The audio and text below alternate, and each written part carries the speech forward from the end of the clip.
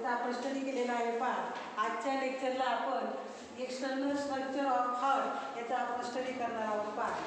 तर पहा आता डायग्राम आहे पहा तुमच्या बुकमध्ये त्यांनी डॉर्सल व्ह्यू आणि वेंट्रल व्ह्यू काढलेला आहे पहा। त्यामध्ये समजा जर अवघड आहे अशी डायग्राम काढली तरी काही मार्क मिळतील। लक्षात सोपी डायग्राम आहे, जसं एक एक पॉईंट सांगेल तसं तसं आपण लेबलिंग करीत जाऊ म्हणजे तुमच्या लक्षात येईल। येते लक्षात। आता एक्सटर्नल स्ट्रक्चर ऑफ हार्ट, आता याच्यामध्ये आपल्याला बाहेरून जे स्ट्रक्चर आहे त्याला म्हणायचं एक्सटर्नल। आपल्याला नेक्स्ट लेक्चरला आपल्याला इंटरनल पण पाहायचं आहे पहा, इंटरनल स्ट्रक्चर ऑफ हार्ट। तर पहा आता एक्सटर्नल स्ट्रक्चर ऑफ हार्टमध्ये त्यामध्ये फर्स्ट आहे पहा the human heart is a 4 chamber. आपलं जे हार्ट आहे त्याच्यामध्ये किती चेंबर असतात? 4 चेंबरनी बनलेला आहे पहा। 1 2 3 आणि 4 पहा। बाकीचे जे आपण तुम्ही आता 11मध्ये किंगडम ॲनिमल आहे त्यामध्ये शिकलात, त्यामध्ये काही 3 चेंबरचे असतात, काही 2 चेंबरचे पण असतात काही ॲनिमल। लक्षात। आपलं जे हृदय आहे ते आपलं किती याच्यामध्ये किती चेंबर असतात? एकूण 4 चेंबर मिळून बनलेलं असतं पहा। The human heart is a 4 chamber. समजलं पहिलं? किती चेंबर आहे त्यामध्ये? 4 चेंबर आहे पहा। 1 2 3 आणि 4 असे 4 चेंबर असतात पहा। आता सेकंड पॉईंट आहे पहा, the two superior chamber are called as atria किंवा ऑरिकल्स असं म्हणतात। आता याच्यामध्ये पहा त्यामध्ये 2 सुपेरियर जे चेंबर असतात त्यांना काय म्हणतात? ॲट्रिया किंवा ऑरिकल्स असं म्हणतात। सुपेरियर म्हणजे वरचे पहा, येते लक्षात। आता हे जे 2 आहे यांना काय म्हणतात? ऑरिकल्स असं म्हणतात पहा। यांना काय म्हणतात? ऑरिकल। लक्षात। ऑरिकल्स किंवा ॲट्रियम्स असं म्हणतात। The two superior chamber are called as atria और ऑरिकल्स असं म्हणतात। And inferior two are called as ventricle. आता हे 2 काय झाले? ऑरिकल झाले आणि हे खालचे 2 आहे ते कोणते झाले? वेंट्रिकल्स झाले। आलं लक्षात। आता इकडची बाजू आणि इकडची बाजू आहे, माझी जी मी अशी उभी राहिलेली आहे, माझी इकडची बाजू कोणती आहे? राईट आहे। इकडची कोणती आहे? लेफ्ट आहे। मग याच्यामध्ये काय येईल? ही झाली राईट। येते लक्षात। ही कोणती बाजू झाली? ही राईट। मग याच्यामध्ये राईट ऑरिकल्स आणि राईट वेंट्रिकल्स। आलं लक्षात। आणि इकडचे काय झाले? मग आपलं इकडची बाजू कोणती झाली? लेफ्ट। इकडची लेफ्ट झाली। मग हे काय झालं? लेफ्ट ऑरिकल आणि इकडचं काय झालं? Left ventricle. येते का लक्षात? त्यामध्ये आपलं जे ह्युमन हार्ट आहे त्यामध्ये 4 चेंबर असतात। त्यामध्ये जे सुपेरियर 2 आहे त्याला काय म्हणायचं? ॲट्रिया किंवा ऑरिकल्स असं म्हणतात। आणि जे खालचे 2 इन्फिरियर आहे it is called as a ventricles असं म्हणतात। परंतु याच्यामध्ये राईट आहे साईड आणि याच्यामध्ये लेफ्ट आहे पहा। एकूण 4 आहेत ना, मग 2 राईट आहे आणि 2 काय आहे? लेफ्ट आहे। येते लक्षात। मग 2 ऑरिकल्स झाले आणि 2 काय झाले? वेंट्रिकल्स झाले। समजलं? Two superior chamber are called, superior म्हणजे वरची बाजू। येते लक्षात। सुपेरियरला काय म्हणतात? It is called as auricles असं म्हणतात। आणि खालचे जे इन्फिरियर त्याला it is called as inferior किती आहे? 2 आहे, त्याला काय म्हणायचं? वेंट्रिकल। म्हणजे खालचे जे इन्फिरियर आहे त्यामध्ये एक राईट आहे आणि एक कसं आहे? लेफ्ट आहे। वरचे जे सुपेरियर त्याच्यामध्ये पण काय आहे? एक राईट आणि एक लेफ्ट आहे। समजलं? तर अशा प्रकारे ह्युमन हार्ट आहे त्यामध्ये 4 चेंबर असतात। त्यामध्ये 2 जे असतात त्याला म्हणायचं ऑरिकल्स असं म्हणतात आणि जे 2 आहे त्याला काय म्हणायचं? वेंट्रिकल्स असं म्हणतात। समज इथपर्यंत? आता पहा पुढचा पॉईंट आहे पहा, externally the atria are separated from ventricles. पहा त्यामध्ये एक्सटर्नली द ॲट्रिया किंवा ऑरिकल्स म्हणून आपण एकच वर्ड म्हणून म्हणजे तुम्हाला इथे जे लिहिले ना तेच शब्द वापरते मी। The auricles are separated from ventricles by a transverse groove called as coronary sulcus असं म्हणतात किंवा ॲट्रिओ वेंट्रिक्युलर ग्रूव्ह असं म्हणतात। काय सांगितलंय? हे जे ऑरिकल आहे हे वेंट्रिकल पासून काय झालेले आहे? सेपरेट झालेले आहे। कशामुळं? बाय ट्रान्सवर्स ग्रूव्ह असं म्हणतात। ट्रान्सवर्स ग्रूव्ह म्हणजे काय? समजा एखादा असा एक भाग असतो पहा, त्यामध्ये हे वरचा भाग आणि हा जो खालचा भाग आहे हा एक एकमेकांपासून सेपरेट झालेला आहे आणि त्याला काय म्हणायचं, त्याला काय that is called as coronary sulcus असं म्हणतात. काय मग कशाला म्हणायचं, हा जो भाग आहे ना याला काय म्हणायचं,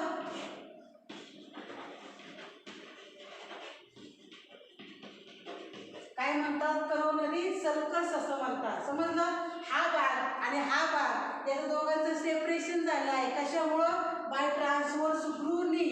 लक्षात, त्याला काय म्हणायचं, ग्रू म्हणजे असा खाल खोलगट भाग येते. लक्षात, त्याला काय म्हणायचं, कोरोनरी सल्कस किंवा ॲट्रिओ व्हेंट्रिक्युलर ग्रू असं म्हणतात. याचा अर्थ काय आहे, सल्कस म्हणजे काय, त्याचा डीप लाईन स्ट्रक्चर असतं का, कर्व लाईन, त्याला म्हणायचं सल्कस असं म्हणतात. समजलं, हा भाग आणि हा भाग एकमेकांपासून वेगळा झालेला आहे, ट्रान्सव्हर्स ग्रूने सेपरेट केलेला आहे आणि त्या भागाला काय म्हणतात, it is also called as ॲट्रिओ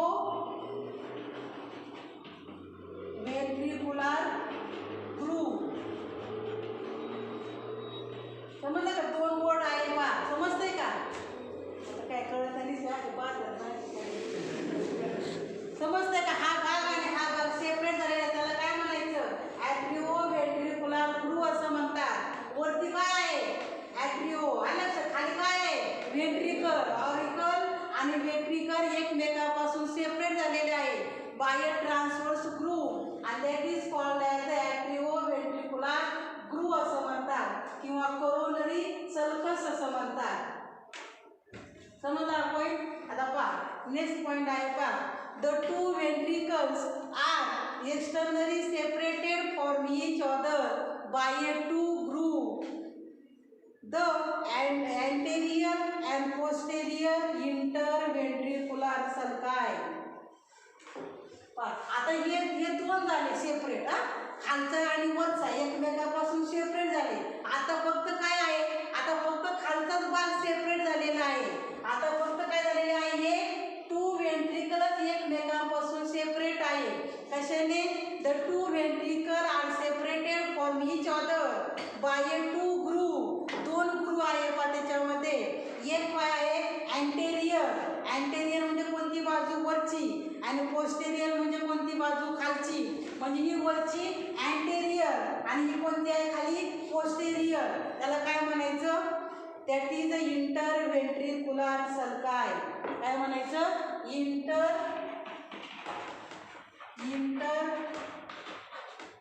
इंटरव्हेंट्रिक्युलर सल्काय. समजलं इथपर्यंत? आणि समजलं का नाही, मला काही कळतच नाही. रिस्पॉन्स तरी त्यांनी हा हो नाही तर नाही तरी म्हणा, अशी पाहतात गंभीर चेहरा करून मला काय आता याच्यापेक्षा कसं सांगायचं, मला काही कळत नाही. समजलं इथपर्यंत? परत सांगते पहा, आपल्या जे हार्ट आहे त्यामध्ये किती चेंबर आहे, 4 चेंबर आहे. असं नका बरं का, नाही मी पण करेन, मला पण गरज नाही. 2 काय आहे चेंबर, ऑरिकल्स आहे, त्यामध्ये राईट आणि लेफ्ट आहे. 2 कसे आहेत, व्हेंट्रिकल आहे. समजलं, एकूण 4 आहे. येते लक्षात.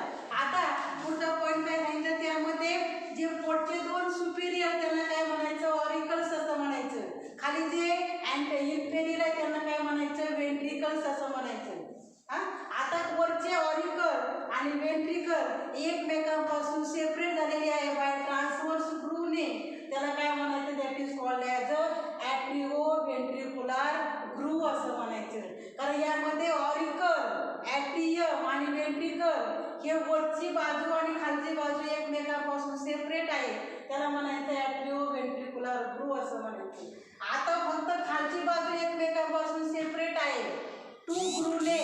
त्यामध्ये एक काय कसं आहे, एक अँटेरियर आहे आणि दुसरं कसं आहे, पोस्टेरियर आहे. अँटेरियर म्हणजे वरची आणि पोस्टेरियर म्हणजे खालची बाजू. त्याला काय म्हणायचं, इंटरव्हेंट्रिक्युलर सल्काय. आता याच्यामध्ये फक्त काय आहे, व्हेंट्रिकलच आहे.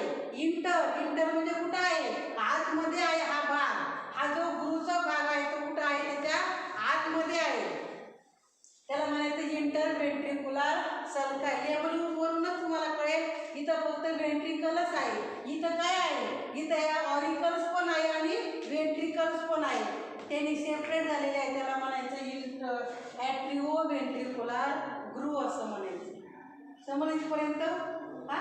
आता पहा पुढचा पॉईंट पहा.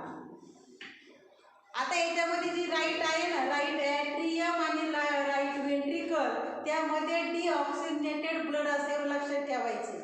ही जी राईट बाजू आहे याच्यामध्ये कोणतं ब्लड असते? डिऑक्सिजनेटेड ब्लड असते.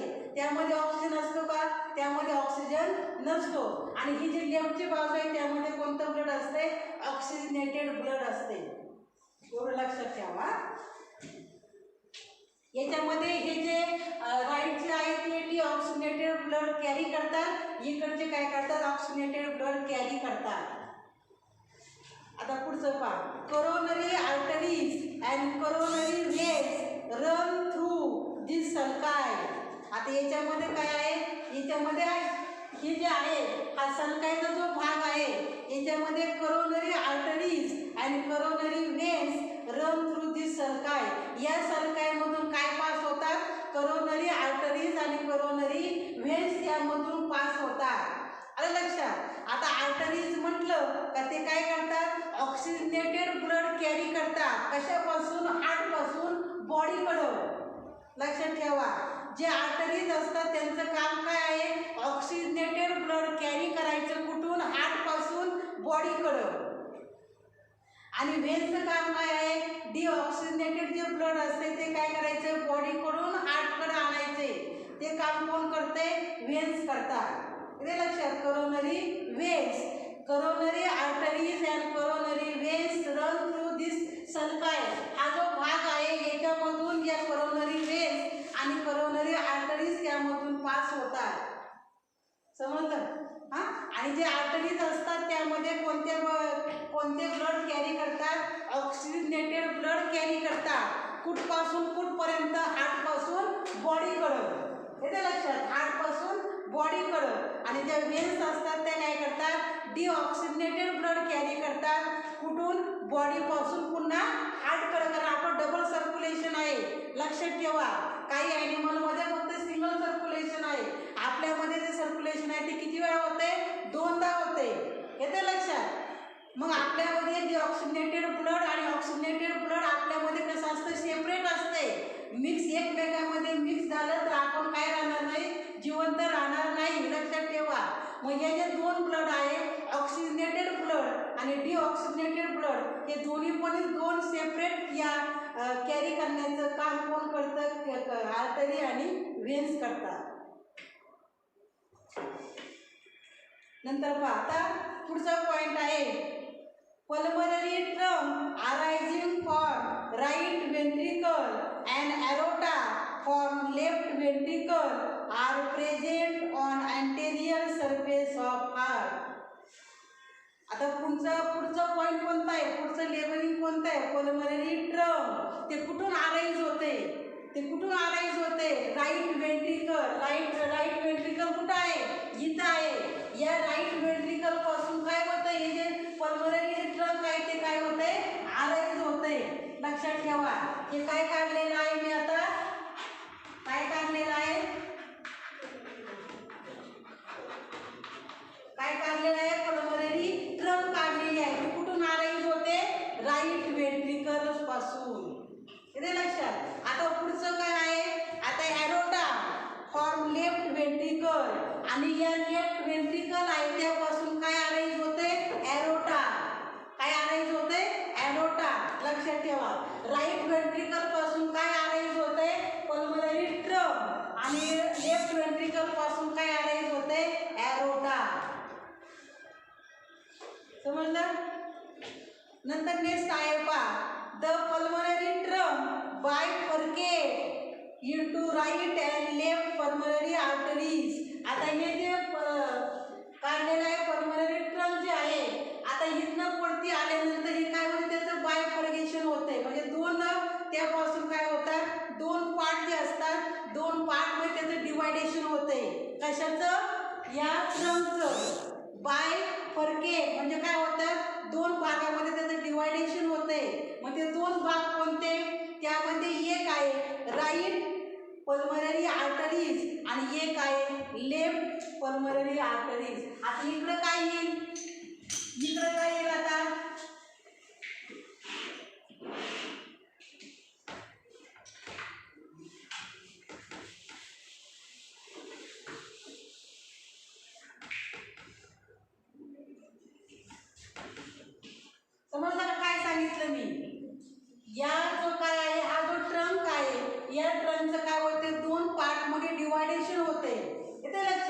त्याच्या दोन भागामध्ये डिवायडेशन झालं का ते दोन डिवायडेशन पासून काय तयार होतात, आर्टरीज तयार होतात. मग ते दोन भाग कोणते, राईट आणि लेफ्ट, येतं लक्षात. मग त्यामध्ये बायफर्गेशन झालं की त्यापासून राईट आणि लेफ्ट पल्मनरी आर्टरीज तयार होतात पहा. मग आता इकडची बाजू कोणती असेल, इकडची बाजू कोणती असेल, लेफ्ट. इकडची बाजू कोणती असेल, राईट. काय तयार झाल्या, काय तयार झाल्या, काय तयार झाल्या, हा आर्टरीज का वेल, हा समजलं. या पल्मनरी ट्रंक पासून दोन भागामध्ये डिवायडेशन झालं, दोन आर्टरीज तयार झाल्या, एक राईट आणि एक लेफ्ट. समजलंय, इथपर्यंत समजलंय. दोन भागामध्ये डिवायडेशन झालं, दोन पार्ट वेगळे झाले. आता ही जी राईट पल्मनरी जी आर्टरीज आहे पहा, ती काय करते, नंतर पुढे गेल्यानंतर ती कोणाला कनेक्ट होते, राईट लंगला. कोणाला कनेक्ट, लंगमध्ये काय आहे, लंगमध्ये काय आहे, लंगमध्ये कोण घेतो ऑक्सिजन, अल्व्हिओला आहे. काय घेते लंगमध्ये, काय आहे, ऑक्सिजन आहे. आणि त्याच्यामुळे ही जी राईट आर्टरीज आहे ती कुठं जाते, ती कुठं जाते, कुठं जाते, राईट लंगकडे जाते. कशासाठी, ऑक्सिजन घेण्यासाठी. कारण याच्यामध्ये कोणतं ब्लड आहे, डिऑक्सिजनेटेड ब्लड आहे. त्याला काय, त्याच्यामध्ये ब्लडमध्ये काय मिक्स करायचं आहे, ऑक्सिजन घ्यायचं आहे. आणि ऑक्सिजन घेण्यासाठी आर्टरी कुठं जाते, लंगकडे जाते. आणि लंगकडे ऑक्सिजन घेतला का त्याचे ब्लड काय होते, ऑक्सिजनेटेड ब्लड होते. येते लक्षात. हा आता ही जी आहे राईट आर्टरी कुठं गेली, राईट लंगकडे गेली. कशाला, ऑक्सिजन घ्यायला. मग ही कुठं जाईल, ही कुठं जाईल, ही कुठं जाईल, लेफ्ट लंगकडे. समज इथपर्यंत. कारण लंगमध्ये काय आहे, लंगमध्ये याच्यामध्ये डिऑक्सिजनेटेड ब्लडमध्ये काय भरला जातो, ऑक्सिजन भरला जातो लंगमध्ये. मग ऑक्सिजन घेण्याचं काम कोण करतं, अल्व्हिओलाय करते. इथे लक्षात. मग त्या डिऑक्सिजनेटेड ब्लड पासून कोणतं ब्लड तयार होते, ऑक्सिजनेटेड ब्लड तयार होते. कारण लंगमध्ये ऑक्सिजन भरला जातो. आणि मग ऑक्सिजन भरला का ते परत कुठे येते, हार्टकडे येते. हा ते ब्लड कोणतं झालं, मग ऑक्सिजनेटेड ब्लड झालं. ते पुन्हा कुठे येते, हार्टकडं. कोणत्या साईडला, कोणत्या साईडला, लेफ्ट साईडला येते. आलं लक्षात. मग त्यामधून ते कुठं पास होते, ॲरोटामध्ये जाते. कुठं जातं, ॲरोटा. हा आलं लक्षात. ऑक्सिजनेटेड ब्लड तयार झालं की ते कुठं जातं, इथं लेफ्ट साईडला येतं ते. आणि ते कुठं जातं, ॲरोटामध्ये जातं. आणि मग ॲरोटाकडून ते पुन्हा कुठं जातं, ॲरोटाने. मग ॲरोटा काय करतो, बॉडीकडे सप्लाय करतो. येते लक्षात. कारण ते ब्लड कोणतं असतं, ऑक्सिजनेटेड ब्लड असते. आणि फॉर्म ॲरोटामध्ये ते ऑक्सिजनेटेड ब्लड आलं तर ते पूर्णपणे बॉडीमध्ये काय केलं जातं, सप्लाय केलं जातं. आलं लक्षात. आणि मग ते बॉडीने सप्लाय केला का त्यामध्ये जे ऑक्सिजन आहे ते ऑक्सिजन घेतला जातो. आणि मग परत त्याच्यामध्ये ते ब्लड कोणतं होतं, डिऑक्सिजनेटेड ब्लड होते. येते लक्षात. मग ते पुन्हा कुठं येतं, राईट ऑरिकल मधून ते कुठं येतं, राईट वेंट्रिकल. राईट वेंट्रिकल मधून का कुठं जातं, परत ते कुठं जातं, परत ते पल्मनरी ट्रंक मधून इथं राईट वेंट्रिकल मध्ये येते. मग राईट वेंट्रिकल मधून ते कुठं जातं, पल्मनरी ट्रंक मध्ये. या ट्रंक मधून ते कुठं जातं, परत आर्टरी मध्ये जातं, लेफ्ट आणि राईट कडे. मग ते पुन्हा कुठं जातं, आर्टरी कडून पुन्हा कुठं जातं, लंगकडे. अशा प्रकारे हे सर्क्युलेशन पूर्ण आपल्या बॉडीमध्ये चालू असते. समज इथपर्यंत, समज इथपर्यंत. आता पहा, आता पुढं पहा. आता ह्या जो ॲरोटा आहे ना, ॲरोटा कुठं असतो, लक्षात ठेवा. पल्मनरी ट्रंक कुठं असते, राईट वेंट्रिकल. येते लक्षात. पल्मनरी ट्रंक कुठून अराईज होते, राईट वेंट्रिकल. ॲरोटा कुठून अराईज होतो, लेफ्ट वेंट्रिकल. एवढं लक्षात ठेवा. आता हा जो ॲरोटा अराईज झालेला आहे, ॲरोटा इज डिव्हिजेबल इंटू 3 रिजन. या ॲरोटाचं परत 3 भागामध्ये डिवायडेशन होते. 3 मोठमोठ्या आर्टरी त्याच्यामधून निघतात ॲरोटामधून. येतं लक्षात. ॲरोटाचं 3 भागामध्ये डिवायडेशन होते. त्यापासून 3 मोठमोठ्या आर्टरीज तयार होतात. मग त्यातली पहिली कोणती आहे? Ascending aorta. पहिली कोणती आहे? Ascending aorta. डायग्राम मध्ये दाखवलेला आहे पहा. याच्यामध्ये वरती मी काढते आता.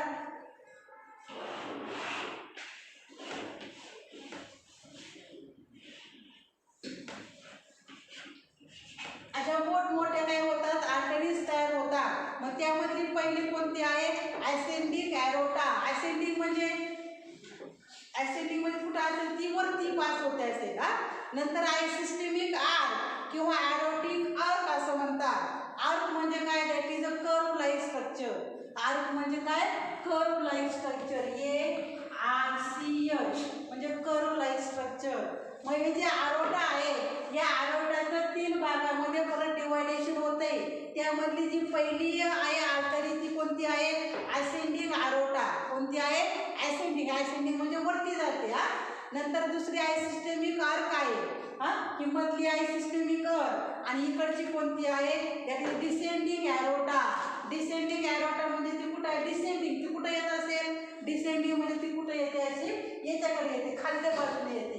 येते लक्षात? तर अशा प्रकारे एरोटा पासून 3 डिवायडेशन, 3 भागामध्ये त्याचं डिवायडेशन होत आहे.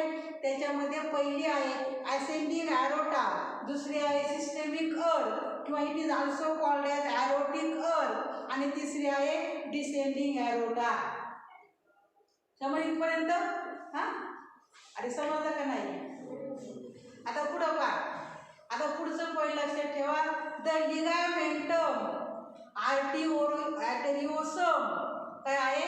The ligamentum arteriosum join pulmonary trunk and aortic arch. आता हा काय एक प्रकारचा काय लिगामेंट आहे. लिगामेंट म्हणजे कनेक्टिंग मसल आहे. ते जोडण्याचं काम लिगामेंट करतो. मग हा कोणता लिगामेंटम आहे? द लिगामेंटम आर्टेरिओसम जॉइन कोणाला जॉईन करतो? तो पल्मोनरी ट्रंक आणि आर्टेरिक आर्कला जॉईन करण्याचं काम कोण करतं? हा लिगामेंट करतो. लिगामेंटचं काम काय आहे? कनेक्टिंग. आलं लक्षात? एक प्रकारचे काय असते? त्यामध्ये जॉईनिंग असते. या ट्रंकला आणि एरोटिक आर्कला दोघांना जोडण्याचं काम हा लिगामेंट करतो. समजलीपर्यंत लिगामेंट. आता पुढं पहा. आता it is a remnant of an embryonic duct called as ductus arteriosus. आता हे डक्टरी आर्टेरिओस म्हणजे एक छोटीशी अशी आर्टरी असते पहा. जोपर्यंत बाळ आईच्या पोटात आहे तोपर्यंत ही डक्टरी छोटीशी आर्टरी असते आणि त्या बाळाचं जे लंग आहे ते डेव्हलप झालेलं नसतं. येते लक्षात? मग आपल्याला त्याला काय पाहिजे? त्याला ब्लड असलं पाहिजे. आणि ते ब्लड कसं आहे? त्या ब्लडला काय पाहिजे? ऑक्सिजन पाहिजे. मग त्याला योग्य असा ऑक्सिजन त्याला घेता येत नाही. येते लक्षात? आणि मग तो ऑक्सिजन कुठून घेतो? त्या ब्लडमधलं त्याचा जे आईचं जे ब्लड आहे ना, त्या आईच्या ब्लडमधून तो काय करतो? ते ऑक्सिजन घेतोय. कारण जे त्याचं लंग आहे ते डेव्हलप झालेलं नसतं. आणि त्यामध्ये जो प्लासेंटा आहे पहा, त्यामध्ये फक्त 5 ते 10% एवढं त्याचं लंग काम करत असतं पहा. येते लक्षात? 90% त्याचं लंग काम करत नाही. म्हणजे ते जे आपल्याला ऑक्सिजन पाहिजे ना, त्याला तो ऑक्सिजन घेता येत नाही. कारण त्यामध्ये त्याचं जे लंग आहे त्याच्यामध्ये जे अल्व्होला आहे त्यामध्ये अमिबॉइड फ्लूइड असतं पहा. त्यामध्ये काय असते? फ्लूइड असते. आणि त्याला योग्य असं त्याला ऑक्सिजन घेता येत नाही. आणि मग ते काय करते? म्हणजे फिटस. लक्षात? जे गर्भ आपण त्याला काय म्हणायचं? फिटस असं म्हणायचं. जोपर्यंत आईच्या पोटात आहे तोपर्यंत ते आईकडून ते ऑक्सिजन त्याच्या लंगकडून घेतला जातो.